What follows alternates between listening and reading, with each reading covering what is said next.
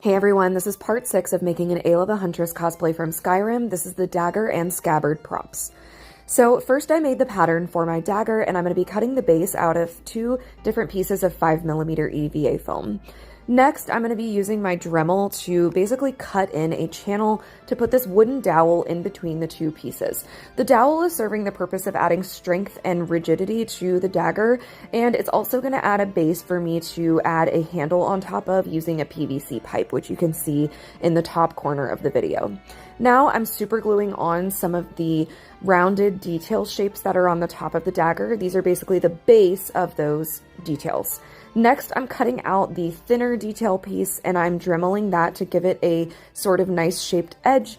Now I'm dremeling the sides of the dagger.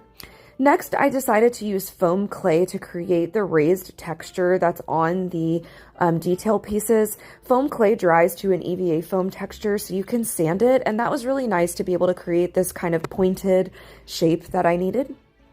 Next, I'm also using super glue to add more details that I've cut out of foam. Once everything was glued to the dagger base and the handle was intact, I used foam clay to fill in any gaps, and then I am sanding that by hand as well as with my Dremel, which I didn't film. So for the handle, I'm wrapping that in the vinyl fake leather that I'm using for most of the details of this cosplay. For the scabbard, I used the finished dagger to create the pattern because I wanted to make sure it was the right size. I'm cutting that and gluing it out of EVA foam, and then I have wrapped it with the vinyl fake leather just like I did for the bracers. For the details, I'm hand cutting those out of smaller, thinner EVA foam and gluing those on with super glue.